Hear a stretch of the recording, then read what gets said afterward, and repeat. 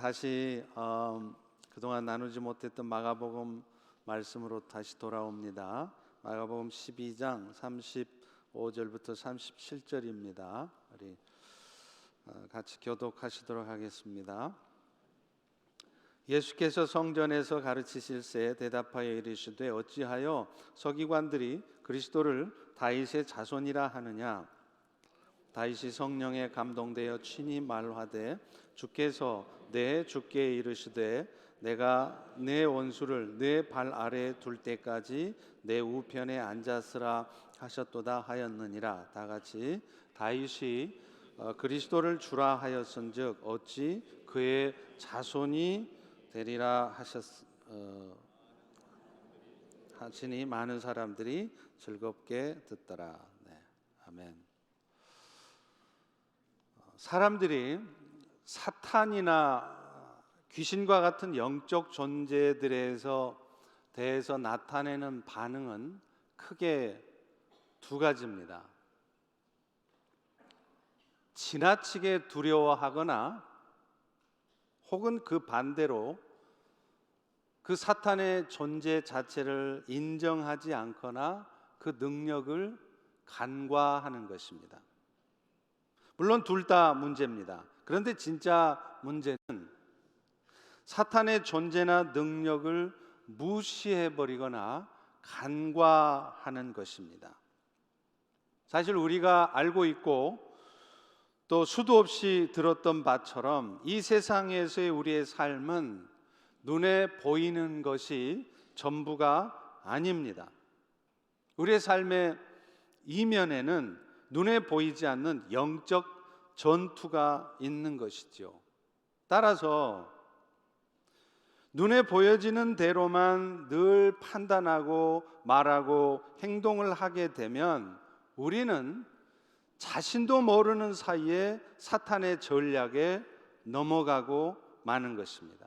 그래서 결국은 사탄이 원하는 대로 어찌 하다가 결국은 기쁨을 잃어버리게 되고 어찌 하다 보니까 결국은 내 마음속에 감사하는 마음보다는 어느 순간서부터 불평스러운 마음, 부정적인 생각들이 자신의 마음을 지배해 버리게 됩니다. 세상의 어떤 것으로도 얻을 수 없다고 하는 평강이 내 삶에 누려지는 것이 아니라 항상 불안하고 염려하는 삶이 나타나게 되는 것이죠. 그야말로 항상 불안해하라, 쉬지 말고 걱정하라, 범사에 불평하라. 이것은 너희를 향한 사탄님의 뜻이니라. 이렇게 되는 것이죠. 복음의 능력이 아니라 사탄의 능력을 나타내는 삶을 살게 되는 것입니다. 그런데 더더욱 안타까운 것은 이런 삶의 모습을 나타내고 있는 궁극적인 원인이 결국은 자기 자신에게 있다는 것을 우리는 잘 알지 못한다는 것입니다. 결국은 내 바깥에서 펼쳐지고 있는 참으로 불안해 보이는 상황이 아니라 결국은 내 눈앞에 있는 참으로 마음에 들지 않는 누군가 때문이 아니라 바로 내 자신에게 이런 삶의 모습이 나타나지 않는 이유가 있다는 것을 모른다는 것이죠. 그래서 결국은 영적인 빈곤의 악순환을 계속 거듭합니다. 오늘 여러분들은 혹시 지금 이런 삶을 살고 계시지는 않으십니까? 오늘 본문의 말씀은 이런 삶을 살 수밖에 없는 우리들에게 다시 한번 복음의 능력이 나타나는 삶이 무엇인지 깨닫게 해주는 말씀입니다. 예수님께서 서기관들과 하는 대화를 통해서 오늘날 이 땅의 삶을 살아가는 동안 오늘 우리 모두의 삶에도 사탄의 능력이 나타나는 것이 아니라 복음의 능력이 나타나는 삶이 되기를 간절히 소망합니다. 오늘 본문에서 예수님은 자신을 함정에 빠뜨리고자 했던 유대주의자들의 모든 시도가 좌절이 되고 나니까 이제 예수님은 그들에게 질문을 던짐으로 해서 그들의 잘못됨을 드러나게 하십니다. 그 첫 번째 말씀이 오늘 본문의 말씀처럼 다윗의 후손으로 오신 메시아가 사실은 다윗의 후손이 아니라 다윗의 주인이라는 말씀인 것입니다. 성전에서 서기관들과 대화하던 중에 예수님은 갑자기 엉뚱한 질문을 던지세요. 우리 다 같이 25절을 읽어보겠습니다. 시작. 어찌하여 서기관들이 그리스도를 다윗의 자손이라 하느냐. 그런데 여러분, 사실 알고 보면은요, 지금 서기관들이 하는 이 말이 틀린 말은 아니라는 거예요. 실제로 예수님은 구약에 예언되어 있는 대로 다윗의 후손으로 오신 분이었기 때문입니다. 유대인들은 그동안 자신들을 구원해 줄 메시아는 다윗의 후손으로 오실 것이며 그가 이제 다시 오면 그 로마 제국을 넘어뜨려서 이 유대 나라를 다시 독립시켜서 이전 다윗 왕 시대에 자기들이 누렸던 그 영광을 다시 누리게 해 주실 것이라고 기대를 하고 있었습니다. 왜냐하면 구약 성경에 수도 없이 많은 곳에서 그것을 예언하고 있었기 때문이죠. 대표적인 예가 예수님이 오시기 이미 750년경에 활동했던 이사야 선지자의 말씀이 그렇습니다. 이사야 11장 10절에 보면 이렇게 말해요. 그날에 이새의 뿌리에서 한 싹이 나서 만민의 기치로 설 것인데 열방이 그에게로 돌아오리니 그가 거한 곳이 영화로울 것이다. 여러분, 여기서 말하는 이새가 누굽니까? 바로 다윗의 아버지잖아요. 그러니까 다윗의 후손으로 메시아가 오시면 그들이 만민을 이끌어서 어디로 도착하게 하느냐? 하나님의 영광이 나타나는 것, 하나님의 부요하심이 드러나는 그 영화로운 곳까지 그들을 이끌어 가실 거라는 겁니다. 그것뿐입니까? 구약의 선지자 중에 또 하나 대표적인 선지자 예레미야도 마찬가지입니다. 예레미야는 예수님이 오시기 이미 600년 전 사람이에요. 그런데 그가 뭐라고 예언을 합니까? 예레미야 23장 5절에 보면 보라 때가 이를 텐데 내가 다윗에게 한 의로운 가지를 일으킬 것이라. 그가 이스라엘의 왕이 되어서 이스라엘을 지혜롭게 다스리고 세상에도 공의를 행할 것이며 그가 오시는 날이 되면 유다는 구원을 받고 이스라엘은 평안히 살게 될 것이며 그래서 그 메시아의 이름은 여호와의 공의를 주시는 분이다. 이렇게 일컬음을 받을 것이다라고 말을 한 것입니다. 이렇게 구약 성경의 많은 곳에서 다윗의 후손으로 오실 메시아를 예언하고 있었음을 알게 당시에 유대 사람들은요, 그 다윗의 후손으로 오실 메시아 그리스도를 기다리고 있었던 것입니다. 그런데 마침내 요셉의 아들인 예수님, 그가 바로 다윗의 후손, 그러니까 유다 지파의 후손으로 온 사람이 아닙니까? 그런데 그가 무슨 일을 했어요? 오병이어의 기적을 나타내고요, 메시아가 아니면 도저히 할 수 없는 엄청난 기적을 나타낸 것입니다. 그런 예수를 보자 사람들은 외쳤어요. 저가 바로 그 구약 성경에 예언된 다윗의 후손으로 오신다고 하는 메시아가 아니냐, 그런 생각을 했던 겁니다. 그래서 실제로 그들은 예수님이 십자가의 구원을 왕성하기 위해서 예루살렘에 올라가실 때 그들은 어떻게 반응합니까? 종려나무 가지를 흔들면서 호산나 호산나 찬송하리로다, 이스라엘의 왕이시여, The King of Israel, 이스라엘의 구원자 메시아로다. 그들은 그렇게 외치며 예수님을 환영했지 않습니까?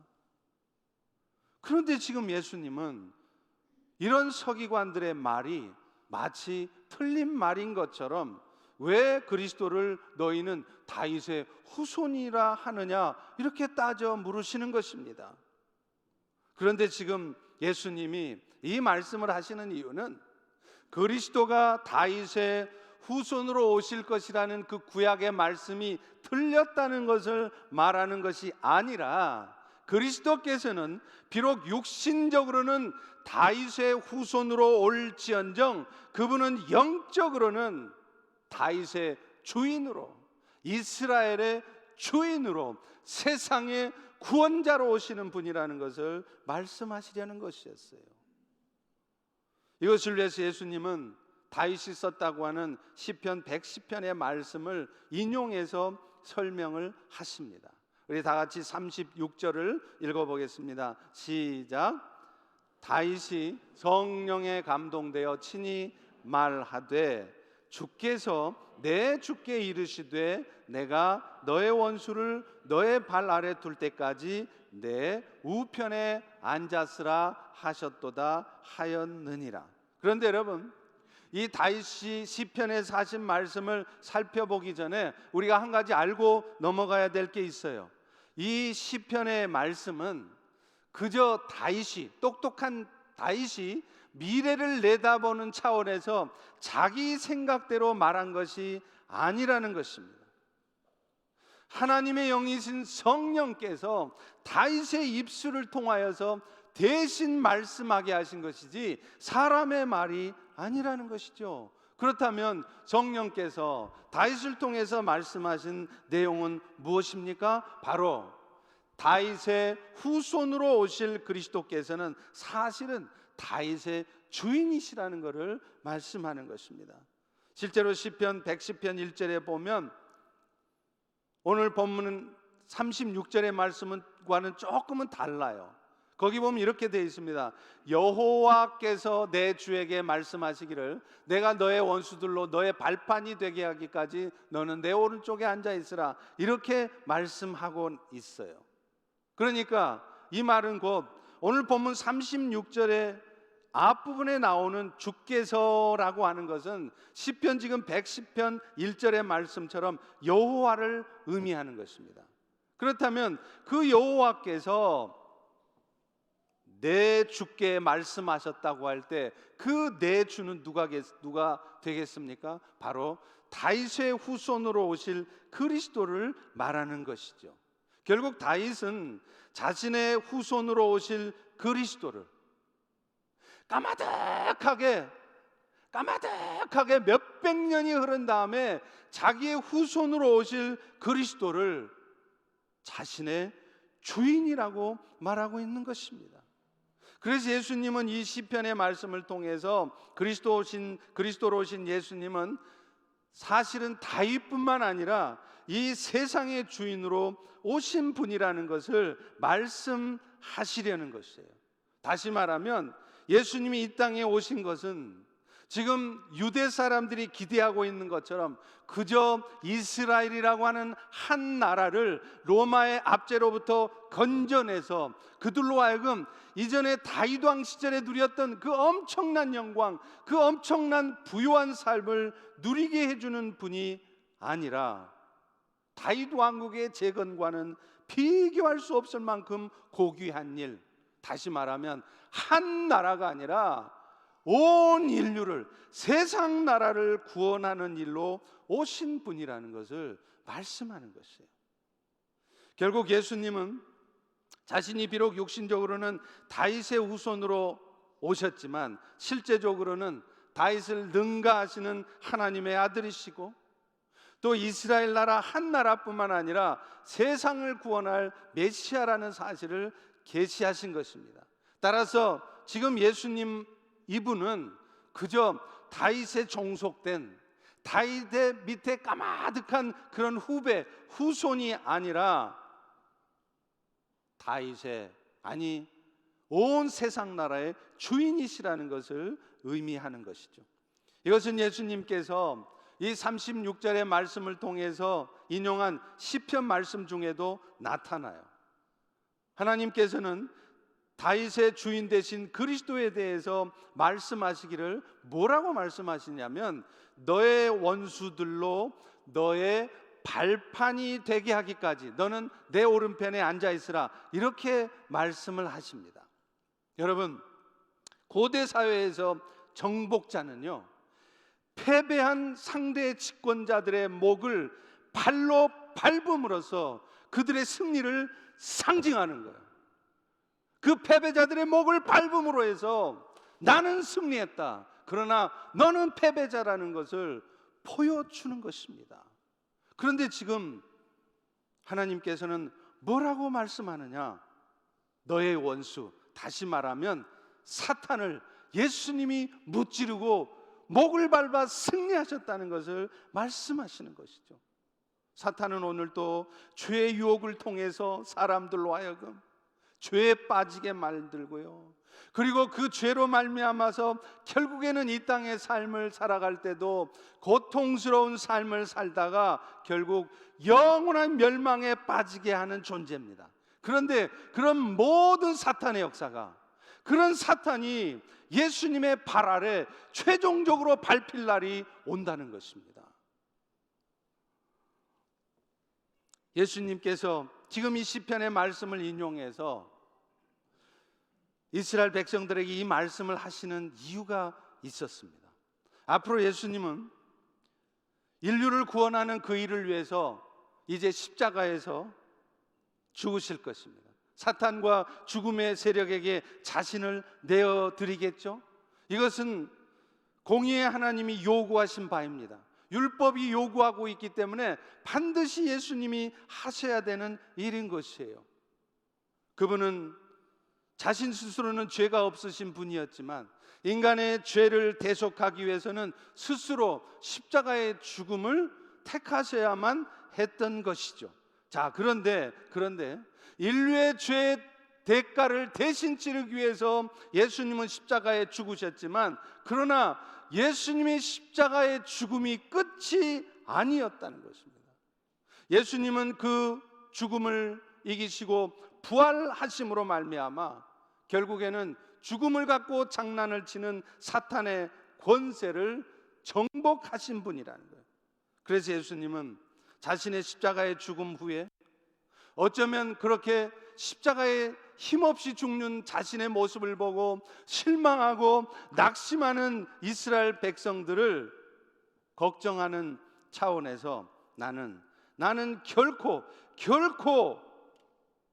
여기서 죽음에 매여 있지 않는다, 그 죽음을 딛고 그 사탄과의 싸움에서 반드시 승리할 것이라는 것을 말씀하신 것입니다.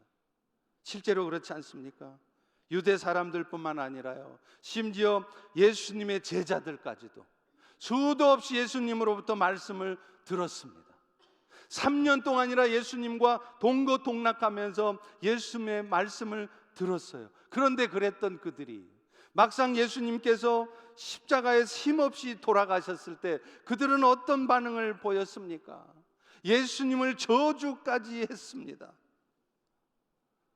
예수님의 죄를 발견하지 못한 빌라도 총독이 유대 사람들에게 묻습니다. 명절이 되면 죄수 중에 하나를 놓아주는 전례가 있는데 너희는 이 죄수들 중에, 예수를 포함한 죄수들 중에 누구를 놓아주기를 원하느냐?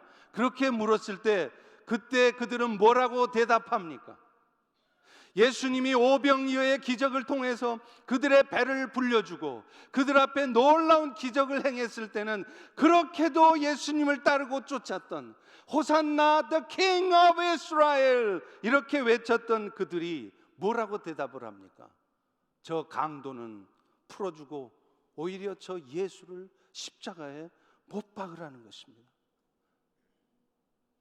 인류를 구원하러 오신 하나님의 아들 앞에서 죄악된 본성을 가진 인간들이 얼마나 무지하고 얼마나 악한 행동을 할 수 있는지를 보여주는 장면이었습니다. 그런데 안타깝게도 오늘날 세상의 사람들도, 아니 심지어는 예수를 믿고 신앙생활을 하고 있다는 우리 그리스도인들조차도 그런 삶을 살고 있다는 것입니다. 당장에 예수님께서 내가 바라고 원하는 것들을 이루어주지 않으시면요, 혹은 그 반대로 내가 정말 소망스럽게 생각하고 절대로 이것만큼은 포기하고 싶지 않다고 중요하게 생각하는 것, 그것만 콕 집어서 가져가십니다. 그것만 콕 집어서 안 되게 하시는 것이에요. 그럴 때 우리는 금방 안색이 바뀝니다. 가인처럼 말이죠.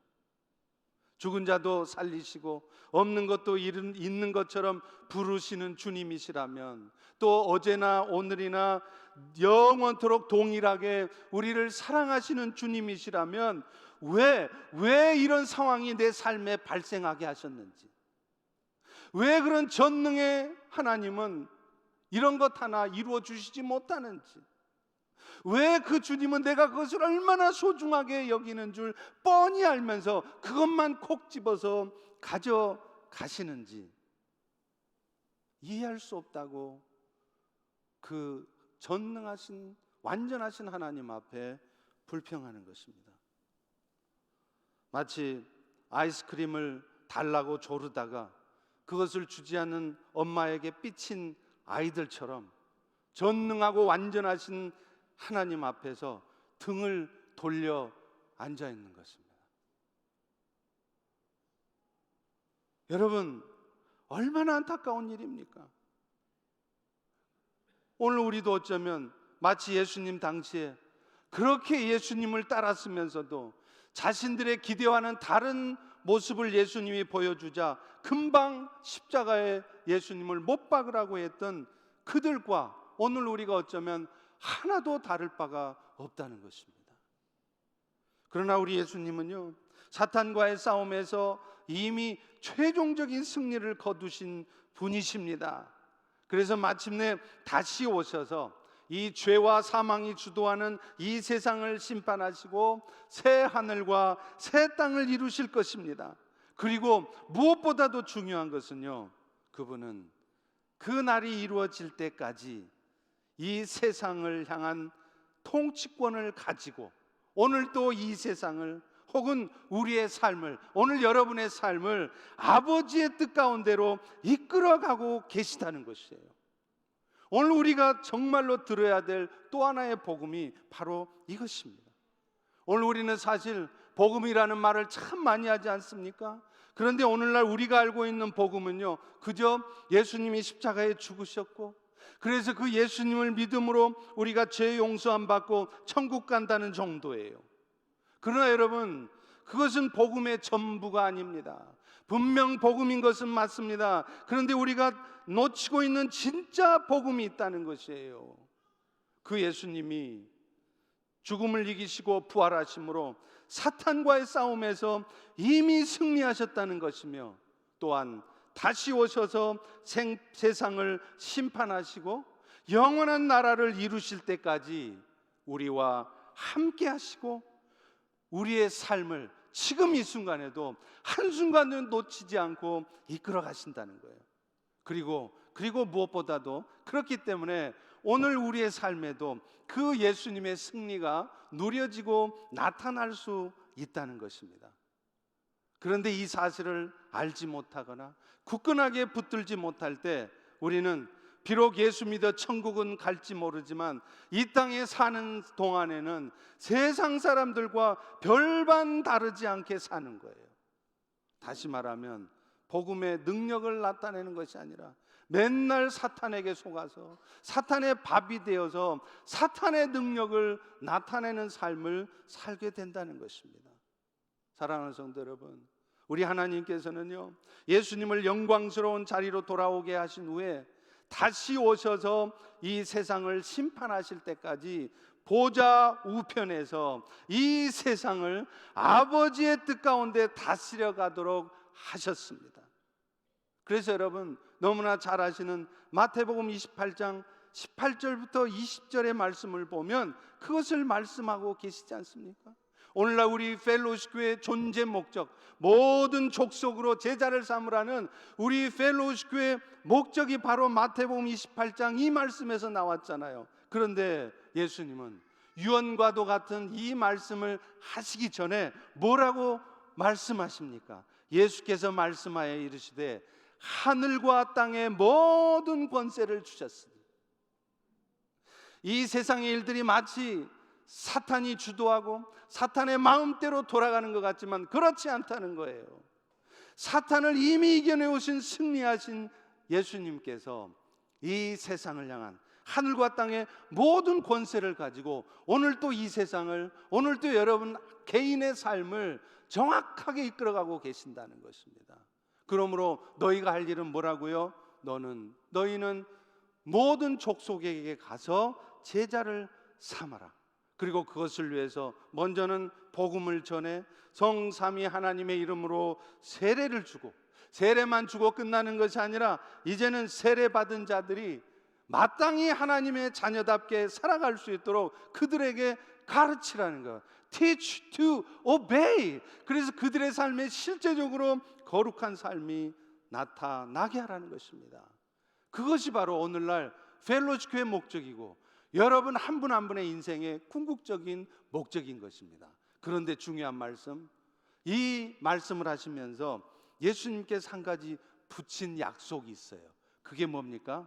이 명령이 이루어지도록 이 세상이 끝날까지 너희와 함께 할 것이라는, Till the end of this world, 이 세상이 끝날 때까지 여러분은 여러분의 인생을 혼자 산다고 생각하고, 내 삶에는 왜 이렇게 힘든 일만 생기냐고, 내 삶에는 왜 이렇게 이해할 수 없는 일만 벌어지느냐고, 힘들다고 불평스럽다고 어렵다고 그렇게 살아가지만 그런 여러분의 삶을 다 보고 계시면서 한순간도 놓치지 않고 너희와 함께 하신다고 약속하셨다는 거예요. 그분은 십자가를 통해 인류 구원의 사명을 이루신 후에 하늘로 돌아가셔서 지금도 그 구원의 일들을, 그 약속하신 것을 이루어가고 계십니다.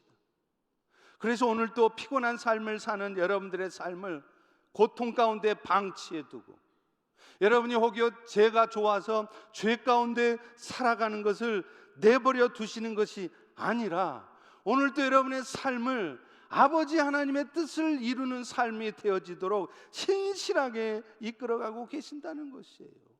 안 보이시는 것 같지만 지금 이 순간에도 예수님은 당신을 대신해서 성령을 보내주셨고, 그래서 지금도 그 성령을 통해서 여러분의 삶을 이끌어 가시고 보호하시고, 그래서 결국은 여러분을 통해 하나님의 뜻이 이루어지게 하신다는 것입니다. 요한복음 14장 12절과 16절에 예수님은 그래서 이렇게 말하잖아요. 내가 진실로 이르는데, 내가 진짜 말하는데 나를 믿는 자는 내가 하는 일을 할 뿐만 아니라 내가 했던 일보다 더 큰 일도 할 것이다. 예수님은 우리를 구원하셨지만 이 땅에 교회를 세워가시지는 못했습니다. 그런데 예수님도 하시지 못한 일을 예수님은 여러분들에게 하게 하시겠다는 거예요. 그런데 그것을 하기 위해서 뭐 하신다는 겁니까? 내가 아버지께로 갈 거라는 거예요. 가서 뭐 하느냐? 아버지께 구해서 그가 또 다른 보혜사를 너희에게 주어서 그 큰 일이 이루어지도록 계속해서 너희와 함께 있게 하시겠다는 거예요.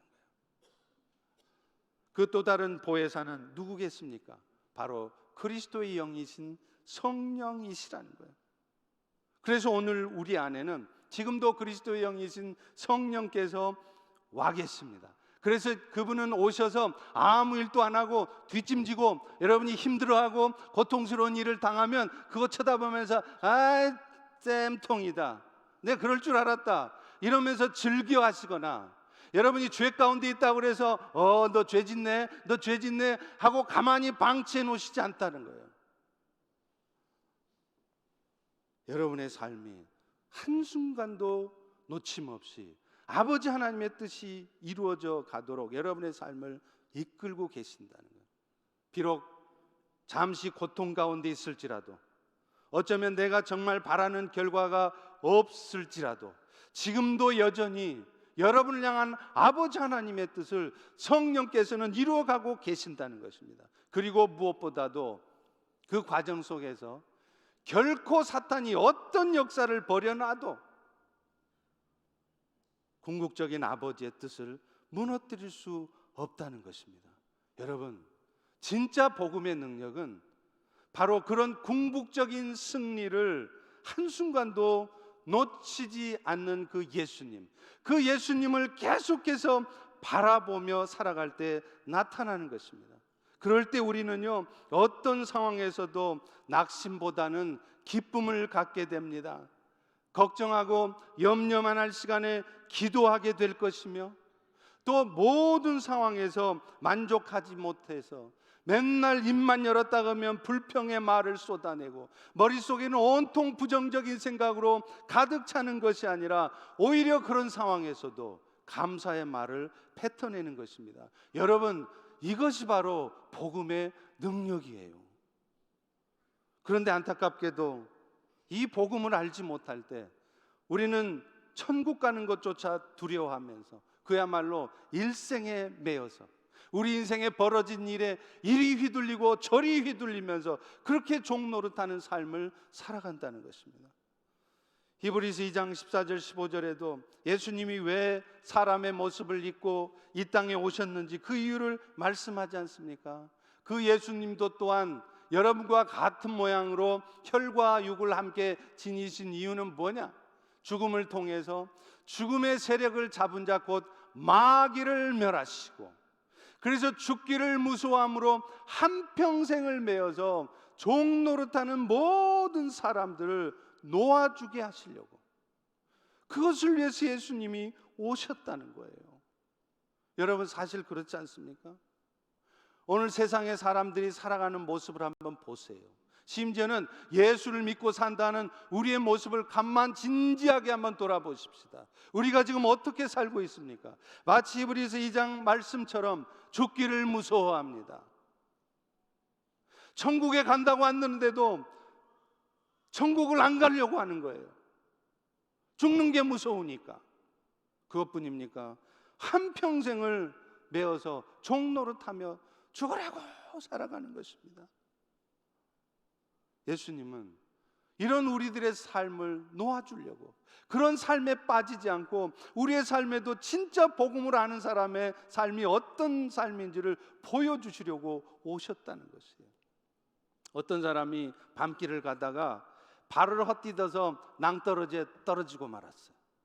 그런데 다행히도 나뭇가지를 붙잡았습니다. 그래서 아래로 떨어지는 것을 면했어요. 그렇지만 밤이 깊은 데다가 산길이어서 아무도 다니지 않는 곳이기 때문에 자신을 구원해주고 구조해줄 사람은 없었을 것입니다. 아무리 살려달라고, 살려주세요, 살려주세요, 아무리 구하고 소리쳐도 구해줄 사람이 없는 곳이에요. 이제 꼼짝없이 죽었구나 생각이 들 때 그제서야 그는 하나님께 기도해야 되겠다는 생각이 들었습니다. 참 이상하지 않습니까?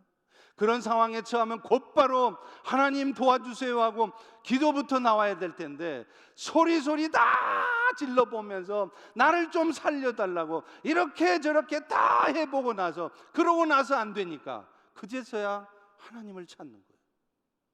그런데 안타깝게도 하나님을 찾아도 소용이 없는 거예요. 간절한 마음으로 온갖 회개는 다 하면서 눈물 쏟으면서 기도합니다. 여러분도 그러셨죠? 그런데 간절한 마음으로 온갖 기도를, 회개를 다 하면서 기도해도 안타깝게도 자신을 구원해 줄 구원자는 오지 않았습니다. 결국 점점 손에 힘이 빠져가고 그야말로 절망적인 상태에 놓였을 때 저쪽에서부터 동이 트기 시작했어요.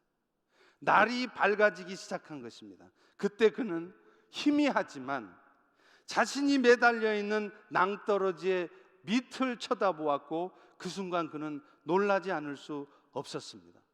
자신이 매달려 있는 낭떠러지는 그저 사람 한 사람 키밖에 되지 않는 곳이었다는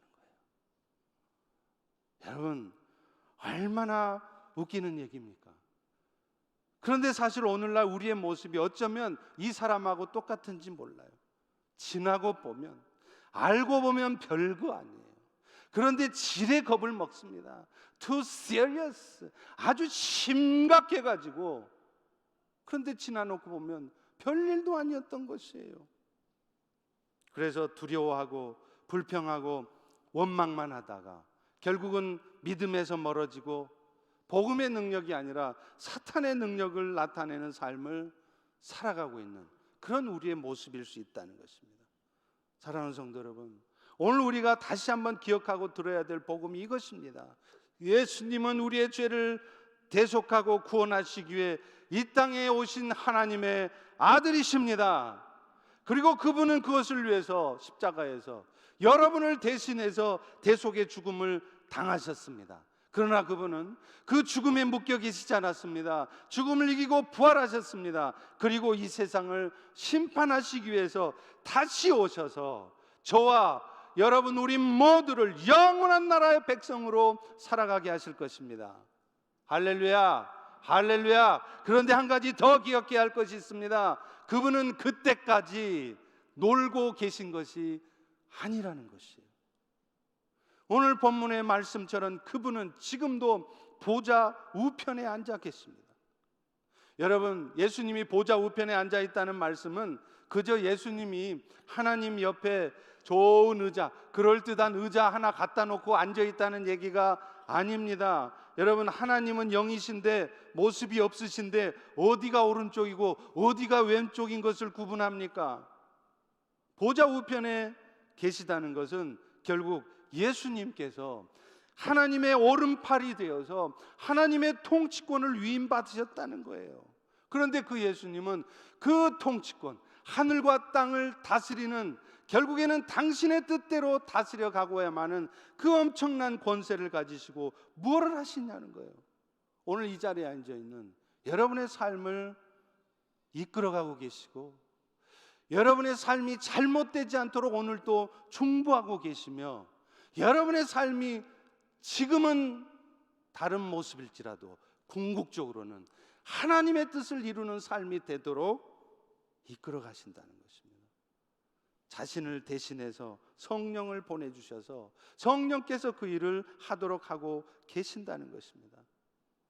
여러분, 그렇다면 이 복음을 알고 믿고 있는 우리가 오늘 또 할 수 있는 일은 무엇이겠습니까? 그저 이브리서 2장의 말씀처럼 오늘 또 죽음을 두려워하면서 일생에 매여 한평생을 종노릇하며 사는 것이 아니라 건강의 위기가 좀 와도 먹고 살 일이 조금 걱정이 돼도 속상한 일이 좀 발생해도 마음에 상처가 되는 얘기 좀 들어도 그것 때문에 걱정과 어둠과 분노에 휩싸여 있는 것이 아니라 맨날 입만 열었다 하면 걱정하는 말, 두려워하는 말, 불평하는 말만 하는 것이 아니라 다시 한번 궁극적인 승리를 주실 주님을 바라보면서 이 땅에 교회를 세우신 그 목적에 치중하는 것입니다. Focus on the purpose of our God. 이번에 인도네시아 단기 선교를 다녀오면서 적지 않은 간증들이 있었습니다. 팀원 중에 한 분이 몇 년 전에 공황장애를 겪었는데요, 이제 단기 선교를 가려고 마음을 정하니까 없어졌던 그 공황장애가 다시 나타나기 시작한 거예요. 그래서 선교를 가겠다고 마음을 정한 날부터 그때부터 잠을 자지를 못하고 그 공황장애 때문에 지난날 겪었던 그 아픔들이 다시 나타난 거예요. 그때 그분은 이렇게 생각했답니다. 만약 이런 상태가 계속 지속된다면 나는 단기 선교를 떠날 수 없을 것이다. 그래서 그 단기 선교를 가기 직전까지도 이런 증세가 호전되지 않으면 나는 안 갈 것이다. 아무에게도 말하지 않았지만 그런 마음을 먹었다는 거예요. 그런데 막상 여전히 힘든 상황은 계속되고 있었지만 디보셔널을 하고 트레이닝을 하면서 하나님께서 주시는 마음이 있어서 믿음으로 결단하고 떠났습니다. 그런데 선교를 떠난 첫날부터 지금까지 있어 왔던 그런 증상들이 언제 그랬느냐는 듯이 하나도 나타나지 않고 사라졌다는 것입니다. 사랑하는 성도 여러분, 이게 뭘 말할까요? 오늘날 우리 성도의 삶에 중요한 사실을 알려줍니다. 앞서 말한 것처럼 우리의 이 땅의 삶은 영적인 전투입니다. 따라서 눈에 보여지는 대로 판단하고 행동하면요, 우리는 자신도 모르는 사이에 사탄의 전략에 넘어가요. 그래서 결국에는 내 삶에 복음의 능력이 잘 나타나지 않는 것입니다. 그러나 반대로 영적인 분별력을 갖고 보면 내 삶에 나타나 있는 문제가 더 이상 내 문제로 보이지 않는 거예요. 아니, 더 정확하게 말하자면 문제보다 더 크신 하나님이 먼저 보이게 되는 것입니다. 결국 사탄이 버려놓은 상황에 매몰되어 있으면서도 자신이 그가 그 가운데 있다는 것조차 눈치채지 못하면서 계속해서 그런 영적 어둠, 영적 빈곤의 악순환을 거듭하는 것이 아니라 정말로 복음의 능력 가운데 사는 삶의 모습을 보여줄 수 있게 되는 것입니다. 여러분, 우리는 그것을 위해서도 해야 될 일이 있어요. 날마다 나를 쳐서 복종시키고 예수님을 닮아가는 삶의 노력을 해야 된다는 거예요. 하나님이 버려놓으신 그런 일들 앞에서 같이 분노하고 같이 불평하고 같이 두려워 떠는 것이 아니라 그런 일을 통해서 더더욱 나를 쳐서 복종시키는 거예요. 나를 더 겸손하게 낮추는 거예요. 그리고 그 과정을 통하여 바깥을 보는 것이 아니라 남 탓을 하는 것이 아니라 내가 더 예수님을 닮아가도록 노력하는 것입니다. 고린도전서 15장 31절 32절에도 바울은 이렇게 말해요. 나는 날마다 죽노라. 내가 사람의 방법으로 에베소에서 맹수와 더불어 싸웠다면 내게 무슨 유익이 있었으리. 우리 앞에 나타난 현실의 문제에서 혈과 육으로 싸우면서 이겨내려 하지 말라는 거예요. 그가 나에게 이렇게 했다고 나도 그에게 맞상대하면서 그렇게 혈과 육으로 싸웠다가는 결코 나에게 유익이 되지 않는다는 것입니다. 오히려 그럴수록 자신을 쳐서 주님 앞에 복종시키면서 예수님을 더 닮는 겸손한 모습으로 살아가면, 그러면 정말로 나머지는 주님이 다 하십니다. 제가 아는 성경 말씀, 그리고 제 삶, 그리고 제 사역의 경험은 그것을 분명히 말하고 있습니다. 정말로 나를 쳐서 복종시키고 있을 때 나머지는 주님이 정말로 다 하시는 것을 우리는 보게 되는 거예요. 그런 의미에서 저는 이것과 관련해서 조나단 에드워즈의 영적 교만이라는 글을 소개하고 오늘 말씀을 마치려고 합니다. 그는 우리 그리스도인의 삶에서 가장 경계해야 될 것이 뭐냐? 바로 영적 교만이라는 거예요. 그리고 가장 힘써야 될 것이 겸손이라는 거예요. 일을 얼마나 많이 하느냐 적게 하느냐가 문제가 아니라는 것입니다. 나도 모르는 사이 영적 교만에 사로잡혀 있고 나도 모르게 겸손을 놓치면 일을 하면 할수록 시험에 듭니다. 일을 하면 할수록 영적인 삶이 기쁘지 않습니다. 그는 이렇게 말합니다. 겸손만큼 사탄으로부터 멀어지게 하는 것은 없다. 반면 교만처럼 우리를 사탄과 가깝게 하며 우리의 마음을 어둡게 하고 결국 하나님의 역사를 이루어가는 것을 방해하는 일은 없다. 그런데 그 교만은 어떤 타락보다도 구별해내기가 어렵다는 것이다. 교만 자체가 자신이 그러고 있는지를 알아차리지 못하게 만들기 때문이다.